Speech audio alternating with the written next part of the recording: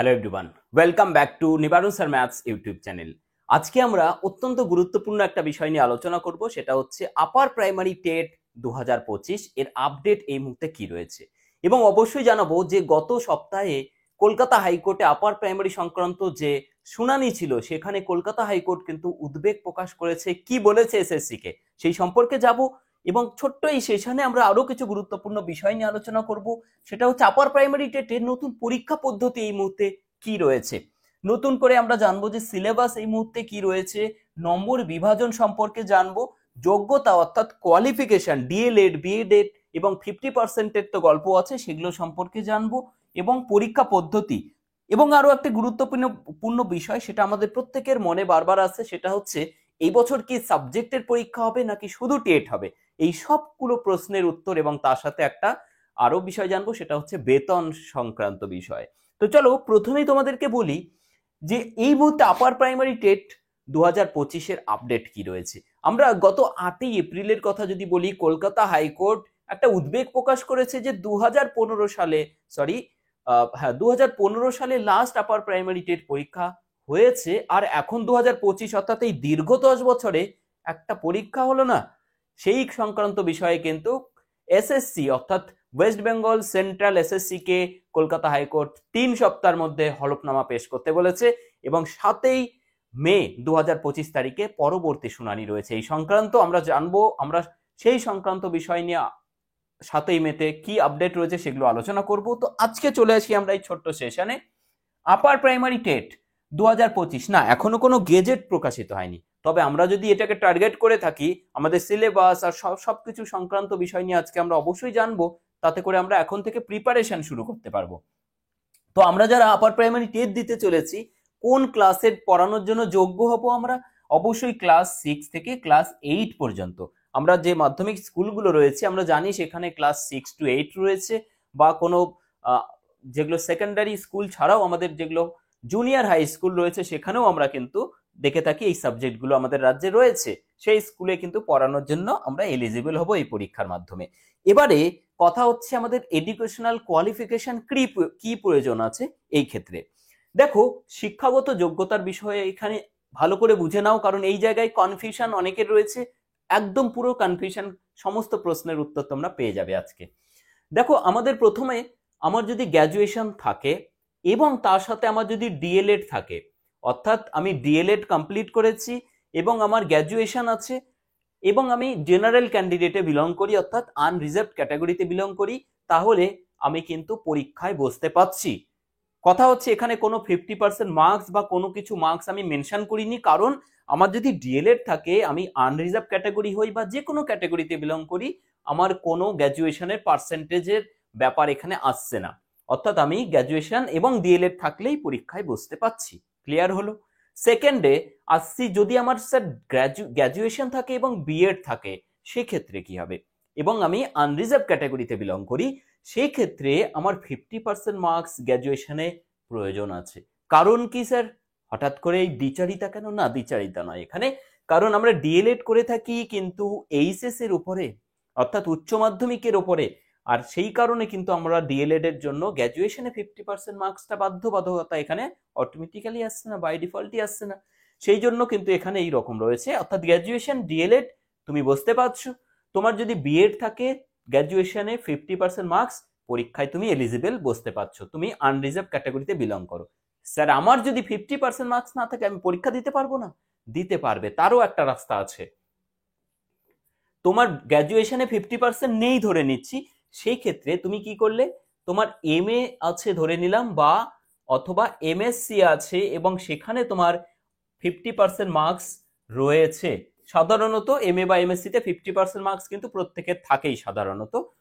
তো সেই ক্ষেত্রে কিন্তু তুমি আনরিজার্ভ ক্যাটাগরি, এমএ বা এমএসসি তে 50% মার্কস আছে এবং তুমি বিএড কমপ্লিট করে নিয়েছো, সেই ক্ষেত্রে কিন্তু তুমি পরীক্ষার জন্য এলিজিবল হয়ে গেলে। এটা গেল আনরিজার্ভদের ক্ষেত্রে। এইবার যদি তুমি ক্যাটাগরিতে বিলং করো, সেই ক্ষেত্রেও আমি একই রকম লিখে দিয়েছি। দেখো, পুরো পিডিএফটা আমার টেলিগ্রাম চ্যানেল এনএস ক্যারিয়ার একাডেমিতে আমি শেয়ার করে দেবো। গ্র্যাজুয়েশন এবং ডিএলএড যদি থাকে, তুমি রিজার্ভ ক্যাটাগরিতে বিলং করছো, মেবি সেটা এসসি হোক, এসটি হোক, ওবিসি বা পিএইচ, অর্থাৎ এখানে তুমি যদি বিলং করে থাকো তাহলে তুমি গ্র্যাজুয়েশন এবং ডিএলএড আগের মতোই, তুমি বুঝতে পারছো, কোনো পার্সেন্টেজ এখানে লাগছে না। এবং গ্র্যাজুয়েশনে যদি তোমার 45% মার্কস থাকে, সাথে বিএড আছে, এবং তুমি এসসি বা এসটিতে বিলং করছো, বা ওবিসিতে বিলং করছো, বা পিএইচ এ বিলং করছো, দেন তুমি কিন্তু পরীক্ষায় বসতে পারছো। অর্থাৎ এখানে কিন্তু 50% মার্কস, এখানে সেটা রিল্যাক্সেশন রয়েছে, 45% মার্কস কিন্তু প্রয়োজন হচ্ছে। তাহলে এই সংক্রান্ত ক্লিয়ার হয়ে গেল। এবার আরো একটা গুরুত্বপূর্ণ প্রশ্ন, যে টেট, ডিএলএড বা বিএড আমার স্যার কমপ্লিট হয়নি, আমি অ্যাপিয়ারিং আছি, আমি কি পরীক্ষায় বসতে পারবো? আমরা যদি লাস্ট পরীক্ষার সিনারিও দেখে থাকি, লাস্ট পরীক্ষায় কিন্তু অ্যাপিয়ারিং যারা চলছে, যাদের রানিং রয়েছে, তারা কিন্তু পরীক্ষায় বসতে পেরেছিল, এবং পরবর্তীতে পরীক্ষায় পাশ করার পরে যখন ইন্টারভিউ বা সেই সংক্রান্ত বিষয়ের উপরে যে অ্যাপ্লাই করতে হয় পুনরায়, তখন যদি কমপ্লিট হয়ে থাকে সেই ক্ষেত্রে সেটা শো করাতে হয়, তাছাড়া কিন্তু অসুবিধা হবে। ঠিক আছে, এরপরে চলে আসি। আচ্ছা, এখানে আরো একটা বিষয় অ্যাড করে রাখি, সেটা হচ্ছে সেই সময় কিন্তু বিএড ডিএড এর ব্যাপারটা এখন যে জায়গায় দাঁড়িয়ে আছে এতটা বিষয় ছিল না, হয়তো সেই জন্য অ্যাপিয়ারিংরা বসতে পেরেছিল, এটাও একটা কারণ হতে পারে, এবার সেটা চেঞ্জ হতে পারে। ঠিক আছে, তো যাই হোক, সেই জায়গাটা একটু ক্লিয়ার রাখবো। এজ লিমিট অর্থাৎ বয়সের সময়, বয়সের সীমা কি রয়েছে এখানে? তো এখানে বয়সের যেটা লিমিট রয়েছে, দেখো, আনরিজার্ভ যারা, তাদের কিন্তু 20 থেকে 40 বছর হতে হবে, এবং যারা এসসি এসটিতে বিলং করে তাদের কিন্তু এখানে 5 বছরের আপার এজ লিমিটে রিল্যাক্সেশন হচ্ছে 45, 20 to 45, ওবিসিদের জন্য 43। ক্লিয়ার হয়ে গেল। এরপরে দেখো নির্বাচন পদ্ধতি। হ্যাঁ, এখানে নির্বাচন পদ্ধতি বলতে প্রথমে তোমাদের টেট পরীক্ষা হবে, টেট পরীক্ষার পরে যারা পাশ করবে তাদের হবে কি ইন্টারভিউ, ইন্টারভিউয়ে থাকে 10 মার্কস। ঠিক আছে, ইন্টারভিউতে থাকে 10 মার্কস, প্রিভিয়াস ইয়ারের ভিত্তিতে কিন্তু আমি বলছি এগুলো তোমাদের। এবং এই বছর নতুন করে যেটা শোনা যাচ্ছে সেটা হচ্ছে শুধু টেট হবে না, তার সাথে সাবজেক্ট, অর্থাৎ একটা মেন সাবজেক্টের পরীক্ষা হবে। সত্যি কি তাই? হ্যাঁ, এই বছর কিন্তু এই সাবজেক্টের পরীক্ষা হলেও হতে পারে, এখনো সেই রকম কোনো কিন্তু ডিটেলসে আমরা বলতে পারছি না, কারণ যেহেতু গেজেট প্রকাশিত হয়নি। কিন্তু আমরা যদি বর্তমান যে পরীক্ষাগুলো হয়েছে, যেমন মাদ্রাসা সার্ভিস কমিশন, সেখানে আমরা দেখেছি কিন্তু সাবজেক্টের একটা পরীক্ষা হয়েছে, এবং সেটা এমসিকিউ বেসড হয়েছে। তাহলে এমসিকিউ বেসড কিন্তু যদি তুমি পড়ে থাকো, তাহলে কিন্তু যদি সাবজেক্ট হয় এমসিকিউ বেসড হতে পারে। ওকে, অর্থাৎ যদি সাবজেক্ট হয় সেই ক্ষেত্রে তোমার পরীক্ষাটা হয়ে যাবে, টেট পরীক্ষা হবে ফার্স্ট। ঠিক আছে, টেট পরীক্ষা হবে, দেন টেট পরীক্ষার পরে হয়ে যাবে সাবজেক্ট পরীক্ষা, দেন হবে ইন্টারভিউ, সম্ভাবনা একটা রয়েছে। ঠিক আছে, ইয়েস। সান্তালি যে মিডিয়ামের পরীক্ষা হয়েছিল সেখানে আমরা দেখেছিলাম ডেসক্রিপটিভ পরীক্ষা হয়েছিল এই এমসিকিউ এর পরিবর্তে। তো কি হবে এখনই আমরা বলতে পারছি না, তবে প্রেজেন্ট সিনারিওতে এমসিকিউ হওয়াটাই বেশি কিন্তু সম্ভাবনা রয়েছে। আচ্ছা, এই বিষয়ে যাব আমরা, তার আগে তোমাদেরকে একটুখানি বলে দিই যে টার্গেট টেট 3.0 কিন্তু এই মুহূর্তে অ্যাভেলেবেল হয়েছে। প্রত্যেকে যারা যুক্ত হতে চাইছো, শুভ নববর্ষ উপলক্ষে আমাদের রয়েছে শুভ নববর্ষ অফার, যেখানে তোমরা পাচ্ছ কিন্তু টোটাল 999 এর পরিবর্তে 54% অফ রয়েছে এই মুহূর্তে। তোমরা যারা যুক্ত হতে চাইছো তারা অবশ্যই কিন্তু 14 তারিখ থেকে 16 তারিখ, অর্থাৎ 14, 15, 16 এই 3 দিন তোমরা পেয়ে যাবে কিন্তু এই শুভ নববর্ষের অফার। অর্থাৎ তোমরা অবশ্যই যারা যুক্ত হতে চাইছো আমাদের এই গুরুত্বপূর্ণ টেটের ক্লাসে 3.0 তারা অবশ্যই কিন্তু এখানে দেখো, ম্যাথস ডিটেলস ক্লাস আমি করাবো তোমাদের, পেডাগজি ডিটেলস ক্লাস আমি করাবো, ডিটেলস এক্সপ্লেন করব, এবং তারপরে সেখান থেকে এমসিকিউ বেসড আমি করাবো। অর্থাৎ দুটো ক্লাসই কিন্তু এখানে ডিটেলস ক্লাস, থিওরি ক্লাস, তারপরে এমসিকিউ এবং গুরুত্বপূর্ণ প্রশ্ন নিয়ে আলোচনা হবে। নিউ ব্যাচ এটা শুরু হবে কিন্তু 18 তারিখ থেকে, অর্থাৎ 18 এপ্রিল থেকে শুরু হবে। লাইভ ক্লাস পাবে, তার প্রত্যেকটা টপিক অনুযায়ী ক্লাস পাবে, পিডিএফ এবং ক্লাস নোট, এটা ফর লাইফ টাইম আমরা তোমাদেরকে প্রোভাইড করে থাকি। অর্থাৎ এটা তুমি একবার ক্লাসে জয়েন করলে লাইফ টাইম পেয়ে যাবে, এটা তোমার কাছে থেকেই যাবে। এবং মক টেস্ট, এই সব কিছু তোমাকে কিন্তু আরো মজবুত করে তুলবে টেট পরীক্ষার জন্য।